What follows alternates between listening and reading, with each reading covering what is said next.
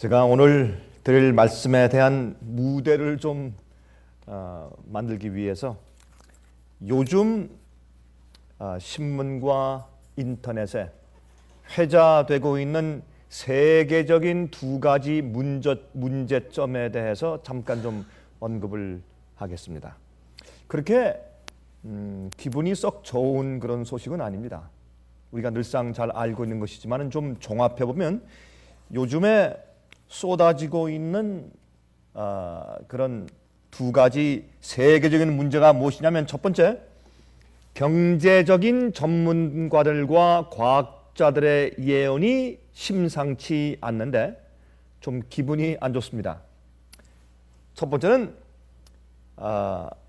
태양 폭발이, 여러분 태양 폭발하면 솔라 플레어 뭐 간단하게 생각할 수도 있겠습니다만은, 왜냐하면 지금까지 항상 있어 왔으니까. 그러나 이번에 온 것은 과거에 있어 본 적이 없는 굉장히 강한 그런 폭발이 오기 때문에 큰 피해가 예상되고 있다고 합니다. 그런데 흥미있는 것은 말이죠, 이번에 그 태양 폭발이 2011년도 말부터 시작해서 2012년도, 2013년도에 그 극치에 도달해서 굉장히 큰 피해를 줄 것이라고 보도하는 것입니다. 그리고 그래서 이제 통신 장애, 전기 파워의 장애, 지진, 폭풍, 이러한 피해가 아마 막심할 것이라고 그렇게 이제 과학자들이 보고하고 있는 것을 우리가 접하게 됩니다. 또 두 번째입니다.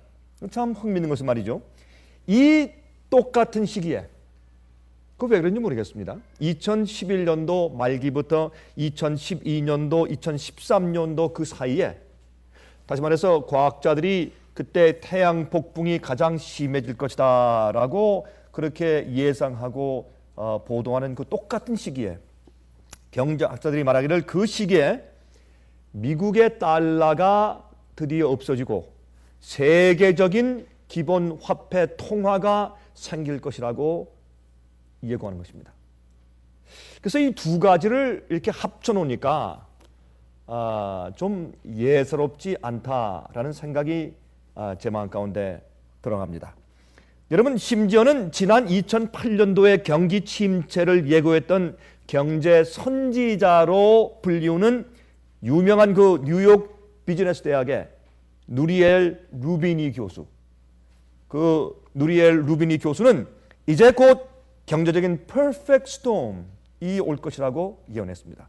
여러분, 이 퍼펙트 스톰이 뭐냐면 바다에서 말이죠, 큰 스톰이 오는데 이 바다의 파고가 굉장히 높아서 어떤 배도, 여러분 이 파고가 닥쳐오면 배는 옆으로 있으면 안 됩니다. 그 파도를 향해서 뚫고 나가야 합니다. 그래야 살 수가 있습니다. 근데 그렇게 기술을 돌려서 뚫고 나가기 위해서 이렇게 하면은 이렇게 이제 움직였다가 그래도 이제 서바이브하는 그런 확률이 있는데, 이 퍼펙트 스톰이 오면 어떤 배도 서바이브할 수가 없습니다. 그런 퍼펙트 스톰이 경제적으로 이제 곧 온다라고 발표했습니다. 이 세 가지 보도가 이렇게 맞물려서 우리에게 이렇게 썩 기분이 좋은 그런 보도는 아닙니다. 그러나 여하튼 이러한 어려운 시기를 지날 때 하나님의 백성들은 어떻게 살까? 그건 우리의 컨선이죠. 그렇죠? 거기 우리 관심이 있는 것입니다.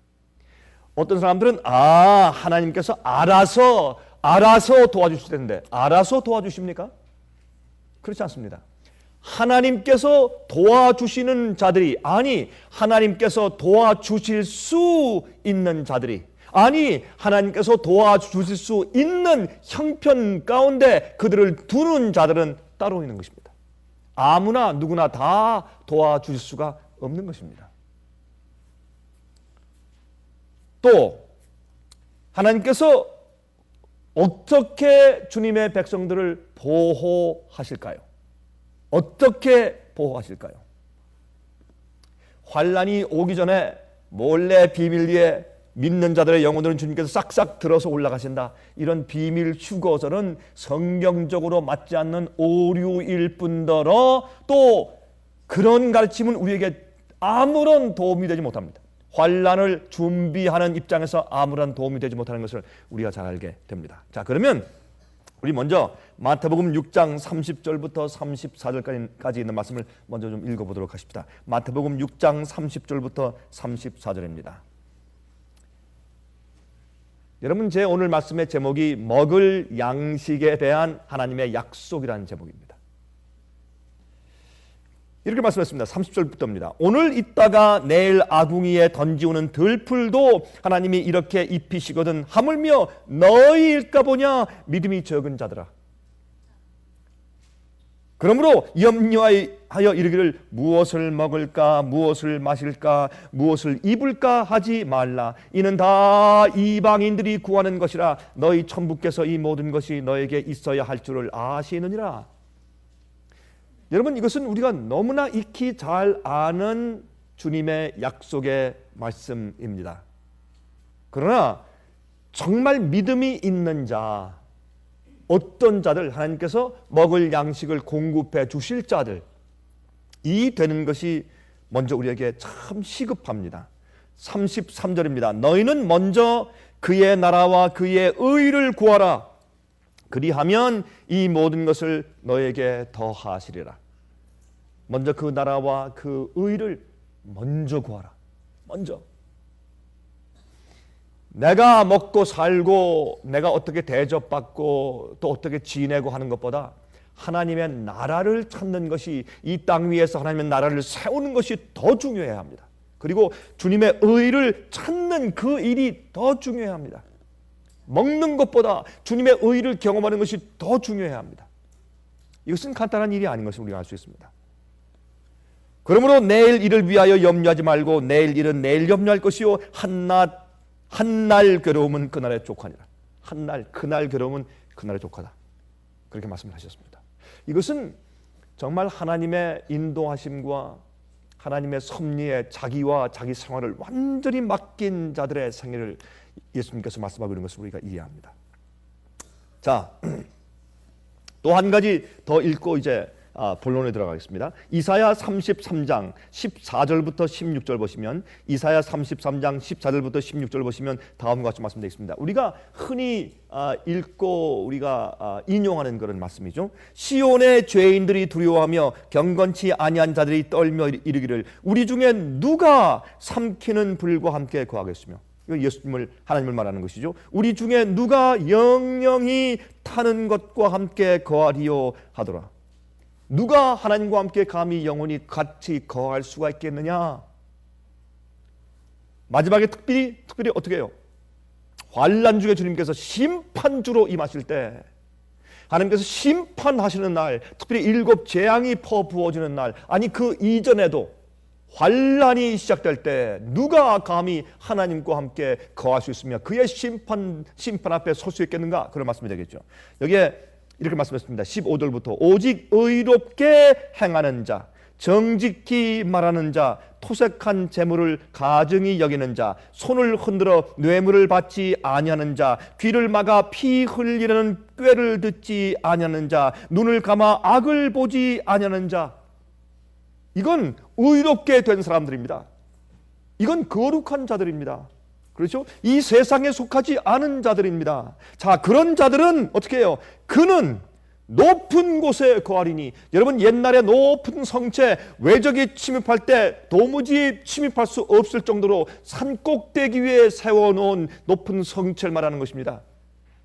저녁엔 문을 닫아버리는 그런 성체를 말하는 것입니다. 그는 높은 곳에 거하리니 견고한 바위가 아무리 풍랑이 오고 폭풍이 오고 지진이 올지라도 흔들리지 아니한 견고한 바위가 그 보장이 되며, 그들의 생명의 위협이 오지 않도록 주님께서 보장하시고 도와주신다, 그런 말씀을 하신 다음에 그 다음에 또 이 말씀까지 하세요. 그 양식은 공급되고 그 물은 끊이지 아니하리라 하셨느니라. 여러분, 우리 이 말씀엔 관심이 있죠. 솔직히 그렇습니까? 안 그렇습니까? 우리 다 관심 있습니다. 이 먹는 거, 마시는 거 떨어지면 살 수가 없습니다. 사람들이 이 마지막 시대, 목사님 그 뭐 너무 그렇게 그런 걸 말씀하지 마십시오. 우리가 뭐 조금만 믿음으로 견디면 뭐 금방 지나갈 텐데요. 뭐 그게 뭐 10년도 아니고 100년도 아닌데요. 일주일만 굶어 보십시오. 일주일만 그런 얘기가 나오나? 예? 한 달만 골고려 보십시오. 한 달만 물이 없어서 골고려 보십시오. 많은 믿는 자들이 신앙 타협하고 나가버릴 것입니다.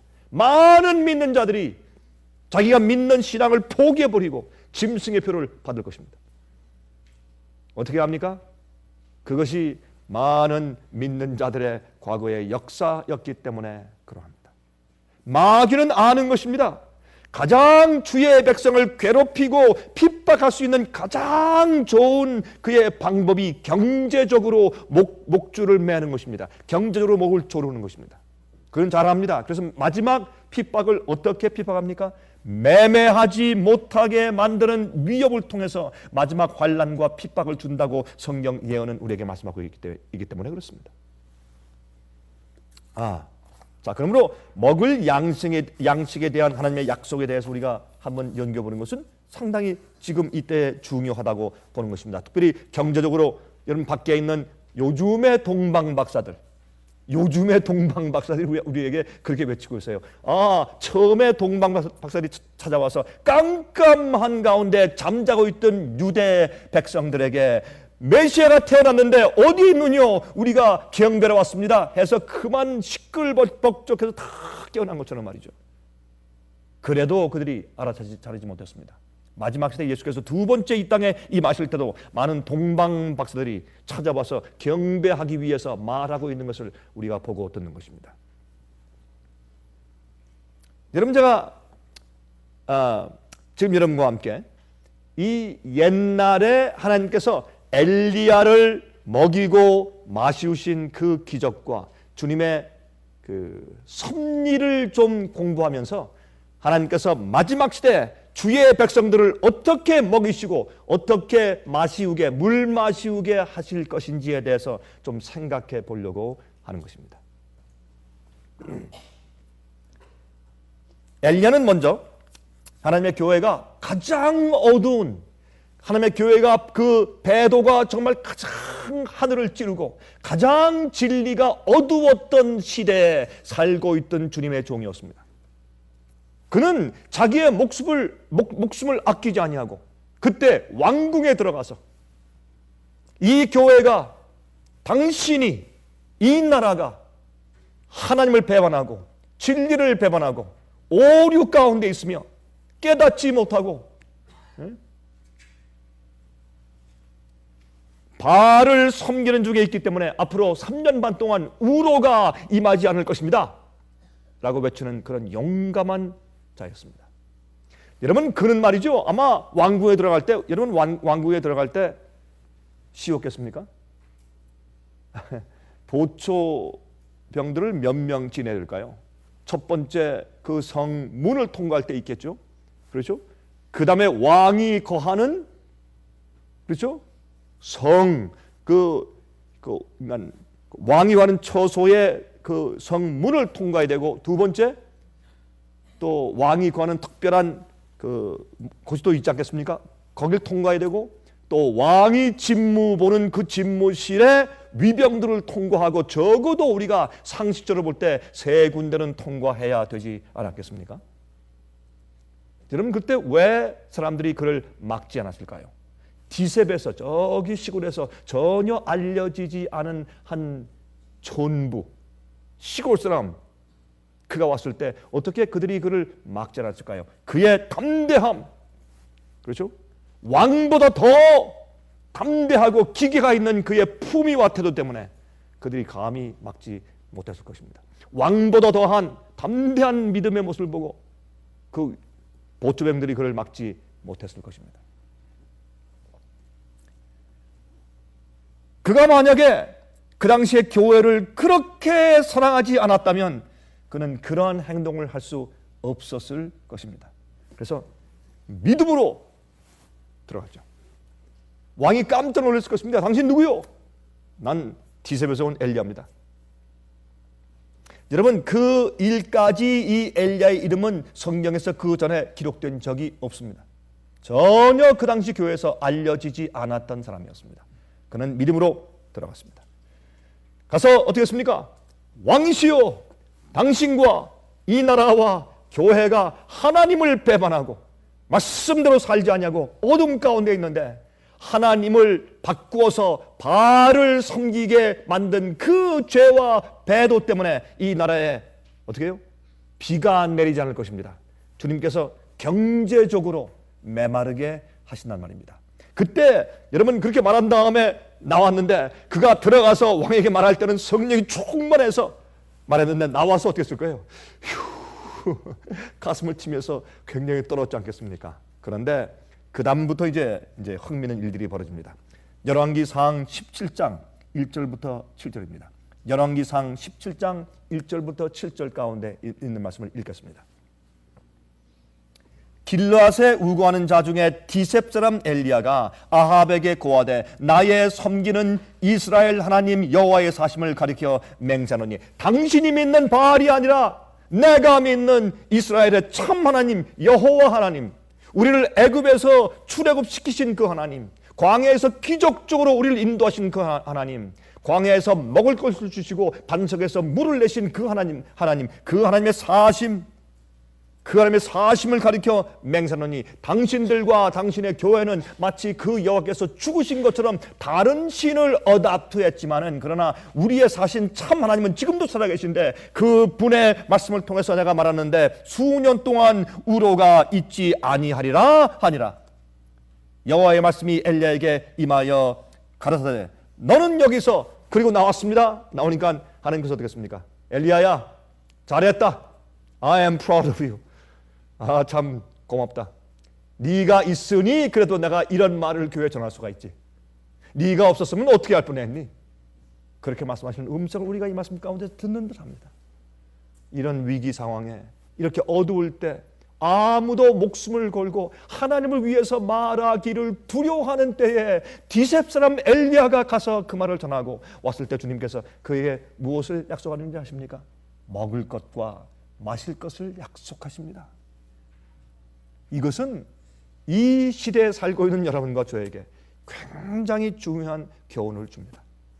여러분 지금은 바로 그런 때 살고 있습니다. 영적으로 메마른 기근 때 살고 있습니다. 여러분 먹을 양식이, 영적인 양식이 없어 사람들이 굶주린 때 살고 있어요.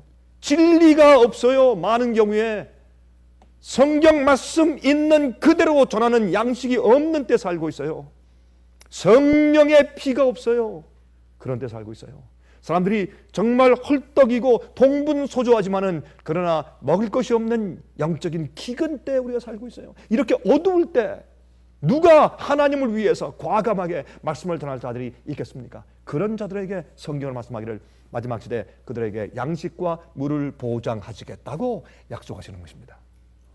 엘리야의 경험을 통해서 말이죠. 이렇게 말씀하십니다. 이제 하나님께서 이제 엘리야에게 너는 여기서 떠나 동으로 가서 요단 앞 그릿 시냇가에 숨고, 숨어야 되는 일이 필요해요. 왜냐하면 분노하니까. 나라가 분노해요. 왕이 분노했어요.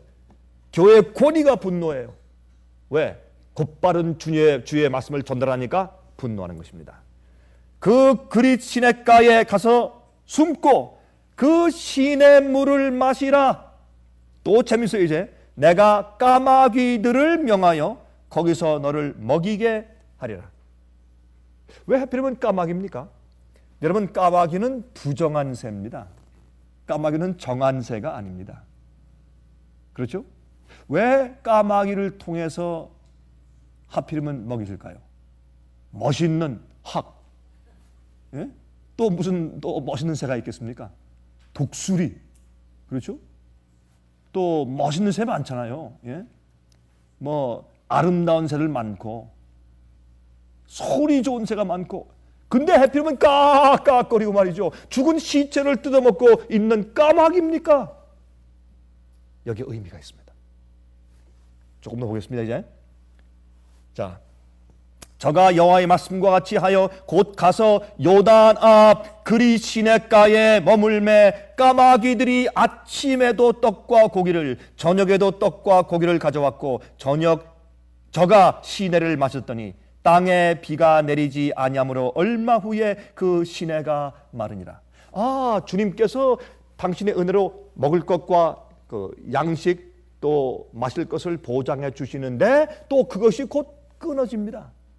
그렇죠? 그러니까 우리가 하나님을 신뢰하는 길은 말이죠, 이 길로 갔다가 또 막혀요. 주님께서 저 길로 보내시고 거기 막혀요. 또 이 길로 가게 하시고 그렇게 하는 것입니다. 그런데 여기 보세요. 까마귀는 부정한 새입니다. 부정한 새입니다. 먹을 것을 아침에 저녁에 딱 갖다 이제 공급합니다. 이걸 읽고 어떤 사람들은 그러므로 인식을 해야 된대요. 환난 때. 여러분, 성경을 너무 그렇게 해석하면 안 됩니다. 그거는 여기에 말씀된 것이 아니라 그가 충분히 먹을 수 있는 양식과 떡을 충분히 공급하셨다. 한 번 주고 근쳤다 그게 아니라 매일 아침과 저녁으로 그것을 말씀하시는 것이지. 그렇죠? 자, 이제 보십시다. 그렇게 하다가 말이죠, 이 시내가 말라버렸습니다. 왜? 전체 세상이 지금 비가 오지 않아서 깡깡 말라 있는데 어떻게 그리 시내만 물이 흐르는 법이 없습니다. 주님께서 거기에 당분간 거기 있도록 하셨습니다. 주님께서 부정한 새를 통해서 먹을 것을 날라 주셨습니다. 여러분 아십니까? 자기 말씀을 읽으면서 가만히 생각하니까 앞으로도 주의 백성들을 도와주고 보호하고 살리시는 일을 우리가 볼 때 부정한 사람들이다 라고 하는 사람들 통해서 우리를 도와주실 가능성이 참 많이 있다는 것을 기억하시기 바랍니다. 예를 들어서 이슬람 사람들이, 예를 드는 겁니다. 이슬람 사람들이 마지막 주에 참 백성들을 도와주는 일을 하게 된다면 까마귀 되겠습니까? 까마귀 될 것입니다. 자, 이제 조금 더 가봅니다. 이제 또 같은 양상이 나와요. 자, 열왕기상 17장 8절부터 16절입니다. 열왕기상 17장 8절부터 16절 보세요.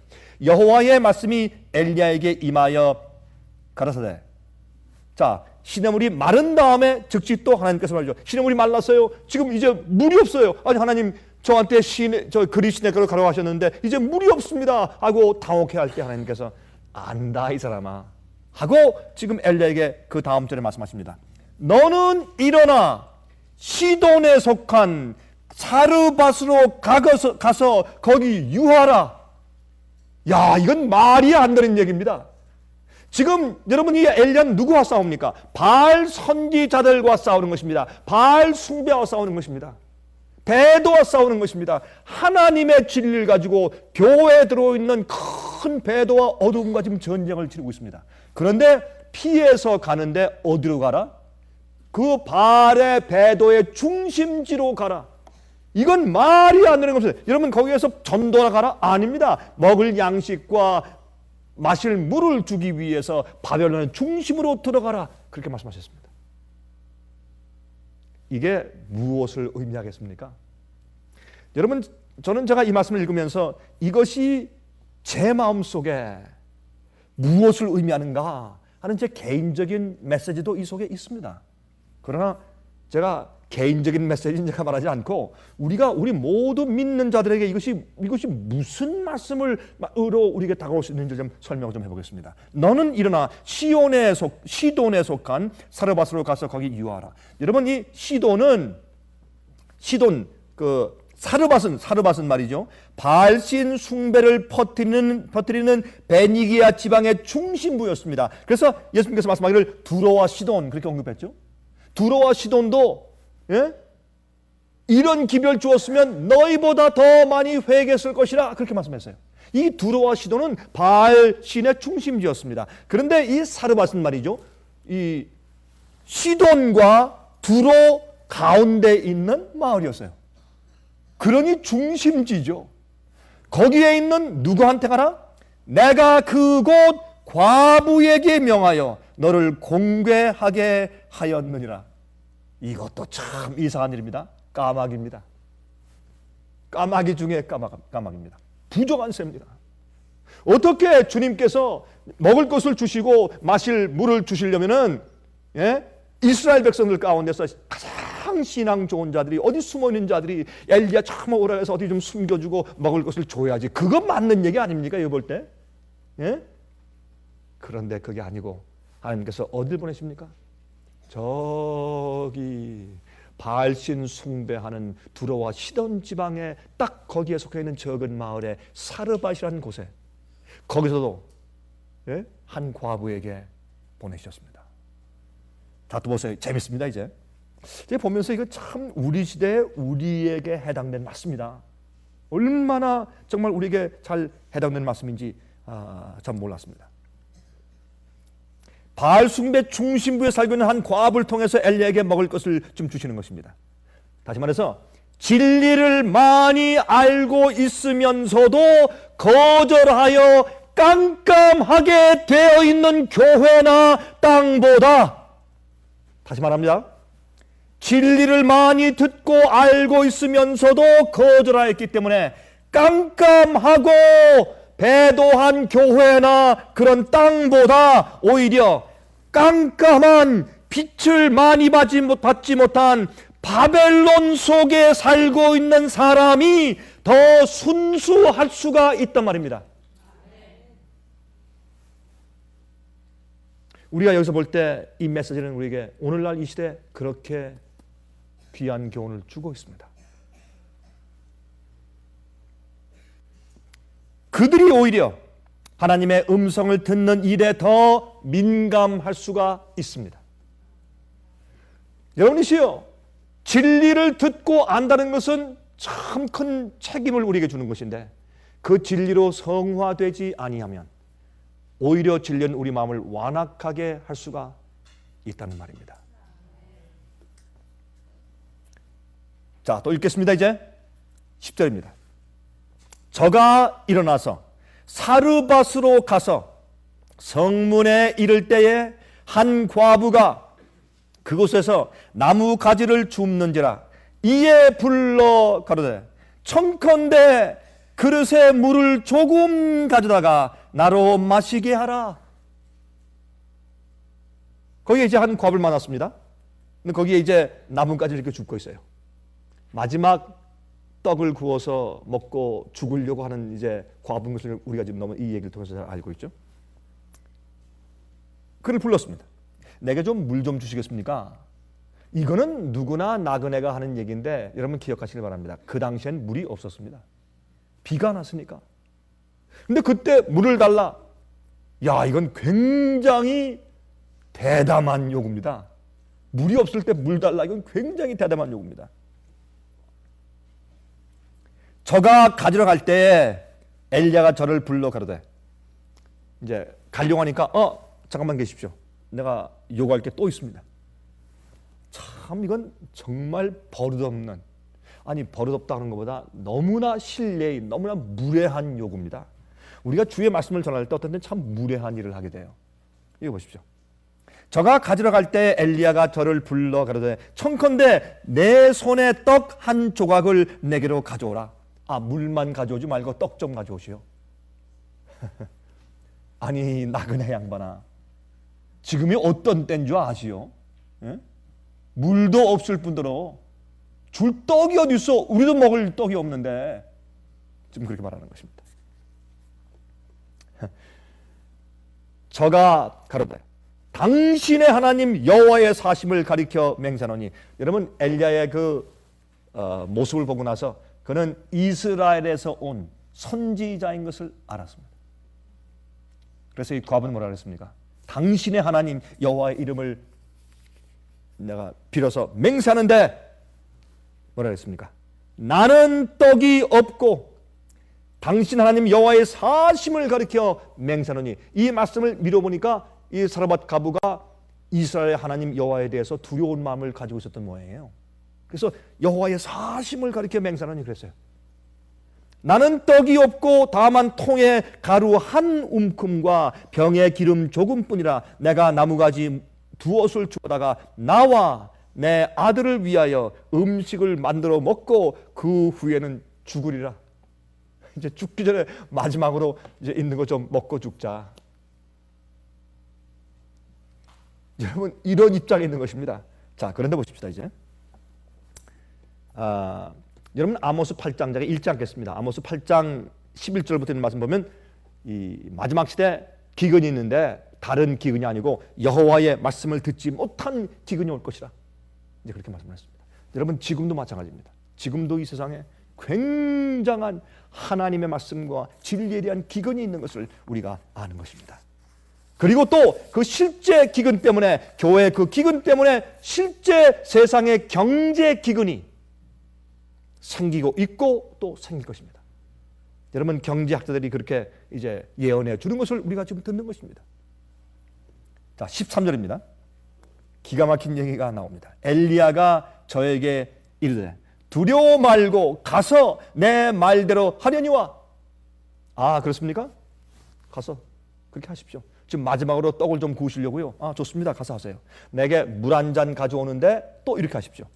먼저 그것으로 그 밀가루 통에 남아있는 그 한 주 마지막 조금 남은 거, 당신과 당신 아들이 먹고 죽으려고 하는 거, 그거 마지막. 그것으로 먼저 나를 위하여 작은 떡 하나를 만들어 내게로 가져오고. 야, 참 정말 이렇게 무례한 일이 세상에 어디 있어요? 여러분 같으면 그렇게 말할 수 있겠어요? 이건 못하는 일이죠. 하나님께서 하라고 시키시니까 하는 일이지. 예? 왕한 때 들어가서 3년 반 동안 비가 안 옵니다. 이것도 힘든 일인데 더 힘든 것은 말이죠. 자기 아들과 자기가 요거 남은 거 조금 그 밀가루 가지고 반죽해서 떡을 만들어 죽겠다는 그걸 가지고 나한테 해가지고 오라는 거, 이건 더 힘든 일일지 몰라요. 그런데 그것으로 나를 위하여 작은 떡 하나를 만들어 내게로 가져오고 그 후에 너와 내 아들을 위해서 만들라. 아니, 요거 조그만 거 이렇게 반죽해서 떡을 만들면 당신 먹으면 그만이지 우리가 먹을 게 어디 있겠습니까? 말이 안 돼요. 14절. 이스라엘 하나님 여호와의 말씀이 나 여호와가 비를 지면에 내리는 날까지. 그때는 3년 반 동안 비가 오지 않을 것이라 했는데 그때 뭐 6개월 후인지 얼마인지 모르겠어요. 아직 한참 시간이 남았을 것이에요. 그런데 비가 올 때까지, 다시 말해서 그들이 씨를 심어서 다시 추수할 수 있을 때까지, 그날까지 그 통의 가루는 다하지 아니하고 그 병의 기름은 없어지지 아니하리라 하였느니라. 야, 굉장한 약속 아니에요? 내가 널 위해서 저택을 지어주겠다, 롤스로이스 차를 한 대 주겠다, 그거 아니죠. 먹을 것을 주겠다. 우리가요, 주님을 위해서 헌신하면 적어도 주님께서 우리에게 약속하시는 것은 우리의 먹을 것과 마실 것을 약속하십니다. 우리 생명을 보호하실 것을 약속하시는 것입니다. 여러분, 예수님께서 부활하시고 나서 갈릴리 바닷가에서 제자들을 만났을 때 그들이 어떻게 해요?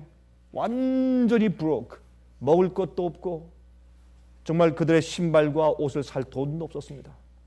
그때 주님께서 그들이 아침에 밤새도록 고기 한 마리도 잡지 못하고 그들이 낙심해 있는 그들을 불러내셔서 그들에게 아침 조반을 끓여주셨습니다. 적어도 주님은 우리에게 무엇을 약속하십니까? 아침은 약속하세요. 아침을 먹고 그 하루 종일 우리가 믿음으로 살면 주님께서 또 뭐를 주신다고요? 예? 저녁도 주신다고. 그렇잖아요? 그 다음에 우리가 아무리 애를 써도 한 마리 고기를 못 잡아. 우리가 앞으로 어떤 때가 오는 줄 아세요? 우리는요, 절대로 우리가 먹고 살 수 없는 때가 와요. 왜요? 믿음으로 살기 때문에, 진리 위에 살기 때문에, 매매를 못하게 될 것이기 때문에. 그때는 우리가 아무리 무슨 일을 해도 무슨 짓을 해도 먹고 살 수 없을 때가 와요. 그때는요, 밤새도록 애를 써도 고기 한 마리, 피레미 한 마리 잡을 수 없는 어둠 때가 와요. 그때 주님께서 말씀하실 것이에요. 얘들아, 좀 먹을 것이 있느냐? 한 마리, 피레미 한 마리 없습니다. 빨리 이리 좀 오지. 내가 아침 만들어 놨으니까. 그렇게 하실 겁니다. 그 다음에 믿음을 가지고, 용기를 가지고 그날 주의 말씀을 전하면서 알면 주님께서 또 저녁 때 또 음식을 주실 것입니다. 마실 것을 주시고, 마지막 시대 주님께서 주의 백성들을 이렇게 인도하실 것입니다. 그런데 지금 우리가 어떤 경험을 지금 해야 되겠습니까? 어떤 경험을? 자, 최근에 말이죠. 신문에 제가 보니까 최근에 며칠 전이죠. 근데 이 미국의 오하이오 주에 있는 신장 부전증으로 매주 피를 3번씩 거르는 그 다이얼시스 환자라고 그러죠. 그 피를 3번 거르며 살고 있는 한 청소부가 있는데 이 법원 콜트하우스에서 청소하는 청소부예요. 근데 갑자기 복권에 당첨이 됐어요. 500만 불. 500만 불. 근데 이 사람이 500만 불 받자마자 전액을 장애인들이 살고 있는 복지기관에 다 줘버렸어요. 제가 그 기사를 읽고 좀 저기 놀랐어요. 어떻게 그렇게 할 수 있을까? 여러분, 진리를 잘 모르는 사람들 가운데서 오히려 순수한 마음을 가지고 있는 사람들이 있어요. 주님께서 그런 자들을 통해서 마지막에 주의 종들을 먹이실 것이라는 그 예언이 이 얘기 가운데 들어있습니다. 그래서 어떻게 합니까? 내 백성아 거기서 나와. 그럼 주의 백성들이 거기에 있다는 얘기입니다. 11시 일꾼들이 있다는 얘기입니다. 그렇죠? 자, 여기 보세요. 17절입니다. 이제 그 말씀 17절. 열왕기상 17장 17절입니다. 이제 이 일 후에 그 집 주모되는 여인의 아들이, 이제 그 떡을 믿음으로 이렇게 준 그 여인의 아들이 병들어 증세가 심히 위중하다가 숨이 끊어진지라. 이것도 갈수록 타산이네. 또 하필이면 또 그 집의 아들이 또 죽냐 말이에요. 또 병이 나가지고. 예? 아니, 그리시네가 가서 기적을 경험했는데 거기에 물이 말랐어요? 또 주님께서 가라고 보내시는 곳은 저기 바알 숭배지의 중심지로 보냈어요. 믿음으로 갔어요. 가서 보니까 또 과부예요. 거기서 또 기가 막힌 기적으로 또 이제 음식을 먹고 있는데 그 집에 또 아들이 죽네 또. 그렇죠? 이것이 여러분, 그러므로 앞으로 그러한 단계를 통과하고 또 통과하기 위해서 그 믿음을 지금 우리가 쌓아야 합니다. 지금 이 평화스러운 때 여러분과 저는 그 믿음을 가지고 있어야 합니다. 그 믿음은 갑자기 생기는 것이 아닙니다. 그 믿음은 여러분 그때 가서 기도한다고 생기는 것이 아닙니다. 지금 우리가 배워야 합니다. 경험해야 합니다. 주님을 신뢰하는 믿음이 지금 우리 마음 가운데 있어야 합니다. 그런데 여기 읽어보세요. 이렇게 되어 있습니다. 여인이 엘리야에게 이르되, 이제부터 좀 힘들어요. 여러분, 이런 때가 앞으로 우리한테 온다 그 말이에요. 그때 여러분 우리가 어떻게 답변하시겠어요? 보세요. 여인이 이제 엘리야한테 그때 말합니다. 과거에 지금 하나님께서 매일매일 그 기적적으로 여러분 그 밀가루 통에 있던 것을 꺼내가지고 요리해가지고 먹고 난 다음에 기름도 쓴 다음에 보면 또 완전히 바닥이 비어 있어요. 근데 아침에 일어나서 보면은 아침에 또 밀가루가 있고 기름이 또 있어요. 먹으면 저녁 때 또 있어요. 아침에 또 바닥이 나 있는데 아침에 일어나서 보면 또 있어요. 이런 기적이 매일매일 그날 필요한 것을 매일매일 공급하시는 주님의 기적을 지금 경험해 왔는데 갑자기 아들이 죽습니다. 그 아들은 먹는 것보다 그 여인에게 더 중요한 것이었습니다. 더 중요했습니다. 그래서 이 여인이 지금 큰일 났습니다. 그래서 그 여인이 엘리야에게 지금 말합니다. 하나님의 사람이요. 지금 선지자로 인정한 것입니다. 하나님의 사람이요. 당신이 나로 더불어 무슨 상관이 있기로 나한테 왜 왔습니까? 이렇게 나한테 왜 왔습니까? 당신이 나와 더불어 무슨 상관이 있기로 내 죄를 생각나게 하고 또 내 아들을 죽게 하려고 내게 오셨나이까? 이거 기가 막힌 얘기 아닙니까? 다 좋았는데 내 아들이 병들어 딱 죽고 나니까 내가 이제 뭐가 생각납니까? 아, 내 아들은 내 죄 때문에 죽었구나. 갑자기 불행이 닥치면 뭐가 기억납니까? 우리의 과거의 실수와 잘못이 기억나요. 여러분 그렇죠? 대개 남편이 죽으면, 아내가 죽으면, 자식이 죽으면, 누가 죽으면, 아니면 어떤 때 망하고 나면 갑자기 어떤 마음이 들어갑니까? 아, 하나님께서 내 죄를 심판하시네 하는 생각이 들어가지 않습니까? 왜 내 과거에 지은 그 실수를 내게 왜 다시 생각나게 하기 위해서 내 아들을 죽이시려고 이렇게 왔습니까? 예? 이렇게 괴로움을 주시려고 나한테 지금 떡을 주신 겁니까? 그럼 이게 도대체 뭐 하는 것입니까 이게? 그렇게 엉엉 우는 것입니다. 여러분, 의인들에게도 고통이 온다는 것을 기억해야 할 것입니다. 그렇게 믿음으로 엘리야를 공개한 사르밧 과부에도 고통이 왔습니다. 이 세상에 사는 동안에 고통은 우리가 피할 길이 없습니다. 그래서 여기서 또 우리가 무엇을 배우고 지나가야 합니까? 우리 생활 가운데 어려움, 고통, 시련들이 온다고 할지라도 꼭 그것이 우리의 죄값을 치르는 주님의 심판이 아니라는 것입니다. 우리가 이 세상에 살고 있기 때문에 그런 시련과 고통이 온다고 할지라도 우리가 그것을 개의치 말아야 할 것입니다. 그런 고통은 오히려 하나님의 더 큰 축복이 온다는 징조고 더 큰 축복을 경험할 수 있는 기회라는 사실을 여러분들은 경험하셔야 합니다. 그것을 깨달으셔야 합니다. 자, 여기 보세요. 자, 그래서 말이죠. 엘리야가 19절입니다. 엘리야가 저에게 그 아들을 달라 하여 그를 그 여인의 품에서 취하여 안고 자기의 거처하는 다락에 올라가서 자기 침상에 누이고, 그 죽은 아들을 안고서 자기 다락에 올라가서 침상에 누이고 여호와께 부르짖어 가로되 나의 하나님 여호와여, 지금 엘리야의 기도입니다. 나의 하나님 여호와여, 주께서 또 내가 우고하는 집 과부에게 재앙을 내리사 그 아들로 죽게 하셨나이까 하고, 주님, 나로 하여금 사르밧 과부에게 가라 하실 땐 언제고 이제 갑자기 그의 아들을 죽이십니까? 하나님, 어떻게 된 것입니까? 마음이 참 곤고하고 어렵습니다. 그렇게 기도합니다. 여러분, 그럴 때 하나님께서 그의 기도를 응답하십니다. 자, 보십시다. 여러분, 야고보서 5장 보면 의인의 기도는 간구하는 힘이 많다. 힘이 많다 그랬죠? 그 간구하는 기도, 그 힘이 많다는 그 기도는 다른 기도가 아니라 엘리야의 기도를 두고 한 말씀인 것을 우리가 이 야고보서 5장에서 읽는 것입니다. 의인의 기도는, 그 간구하는 기도는 역사하는 힘이 많다. 그렇게 말씀했습니다. 자, 이제 계속해서 읽습니다. 열왕기상 17장 21절입니다. 그 아이 위에 몸을 3번 펴서 엎드리고 여호와께 부르짖어 가로되 나의 하나님 여호와여, 원컨대 이 아이의 혼으로 그 몸에 돌아오게 하옵소서 하니, 왜 그 아이의 몸 위에 자기 몸을 그대로 눕혔는가? 그 아이의 있는 몸 그대로 가서 눕혔어요. 무엇을 상징할까요?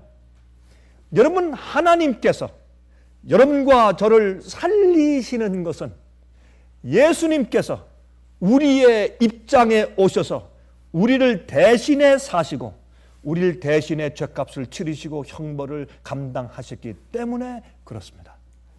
엘리야가 자기 몸을 죽은 아들의 몸 위에 갖다가 그대로 이마, 코, 가슴 그대로 갖다 누웠습니다. 나를 그 죽은 자와 identify, 나를 그 죽은 자와 같이 동일시해 주는 것입니다. 그리고 그의 기도는 이렇게 어려운 입장에 하나님 아버지, 차라리 나를 죽이시고 이 자를 살려주십시오. 내가 여기에 눕겠습니다. 내 호흡을 이 아들에게 주시고 이 아들을 살려주십시오. 내가 죽어 여기에 누워있겠습니다. 저 사르밧 과부의 그 고통을 내가 지켜볼 수가 없습니다 하는 것이 바로 이 엘리야의 기도였습니다. 우리가 어둠 가운데 죽어가는 성령의 역사가 없고 호흡이 끊어진 것 같은 살아있으나 죽은 그 자들을 위해서 그런 사랑하는 마음으로 진리를 전할 때, 그런 성령의 은혜를 가지고 있을 때 영혼들이 사는 것입니다. 영혼들이 부활하는 것입니다. 주의 말씀을 그렇게 전해줄 때, 자, 22절 여호와께서 엘리야의 소리를 들으심으로 그 아이의 혼이 몸으로 돌아오고 살아난지라. 여기에 혼을 히브리 말로 네페시라고 불렀는데 이 네페시는 생명이나 호흡으로 번역을 하는 것이 옳습니다. 그래서 그의 생명과 호흡이 돌아왔습니다. 엘리야가 그 아이를 안고 다락에서 방으로 내려가서 그 어미에게 주며 이르되 보라, 내 아들이 살았느니라. 여인이 엘리야에게 이르되 내가 이제야 당신은 하나님의 사람이요 당신의 입에 있는 여호와의 말씀이 진실한 줄 아노라 하니라. 그 아들이 계속 살았던 것보다 죽었다가 산 것이 더 큰 축복이고 기쁜 일이었습니다. 주님께서는 그렇게 역사하시는 것입니다. 그래서 살았습니다. 아들이 살았습니다. 여러분, 이러한 그 경험들을 히브리서 11장 35절에는 바울이 믿음장에서 인용하면서 이렇게 말했어요. 여자들은 자기의 죽은 자를 부활로 받기도 하며 믿음으로. 여러분, 누구 나인성의 과부의 아들도 유대인들도 또 누구 저기 이방인 사르밧 과부도 죽은 자들의 자기 아들들의 그 죽은 자들을 믿음으로 살려서 받기도 하고. 무엇으로? 믿음으로. 제가 끝으로 이 말씀을 하고 마칩니다. 여러분, 이게 우리에게 무엇을 의미합니까? 이때에 사르밧 과부의 아들이 죽었다가 그 친척들과 동네 사람들이 와서 다 슬피 울고 있을 때, 그때 엘리야가 데리고 다락에 올라가더니 살려서 안고 내려오는 거예요. 이 소식이 여러분 어떻게 됐겠어요? 바알신 섬기는 그 동네와 그 부락과 그 나라 전체에 퍼지지 않겠어요? 사람들이 깜짝 놀랐어요. 이런 일을 우리가 본 적이 없다. 우리 바알은 이런 일을 한 적이 없다. 이 소식이 가만히 있었겠어요? 이스라엘에 퍼졌습니다. 왕이 들었습니다. 이스라엘 백성들이 들었습니다. 거기에 있는 바알신의 선지자들이 들었을 것입니다. 그 지방에 난리가 나고 뒤집어졌습니다. 이런 일이 어디 있느냐? 여러분, 이게 무슨 말인지 아십니까? 그 당시에 하나님께서 어두워진, 죽은, 그 아이가 죽었던 것처럼 죽어있는 그 교회, 깜깜한 교회, 배도에서 여호와 하나님을 바울로 바꿔치기 한 그 교회, 여러분 아십니까? 오늘날 교회들이 그런 입장에 있는 것입니다. 바알신 같은 태양 숭배가 교회에 들어오고, 우상 숭배가 들어오고, 오류의 잘못된 이방 교회의 이교의 그런 교리의 가르침들이 이 기독교에 들어와서 짬뽕돼 있고, 같은 형태입니다. 그럴 때에 하나님께서 엘리야를 보내셔야 돼요. 엘리야. 원래 엘리야가 이 당시에 있었고, 그 다음에 또 누가 있었어요? 예수님께서 엘리야라 왔다간 엘리야, 두 번째 엘리야는 저 사람이라 한 침례 요한이 있었고, 마지막 시대 주님께서 이 땅에 두 번째 재림하시기 전에 여러분 세 번째 엘리야의 역사가 있어야 합니다.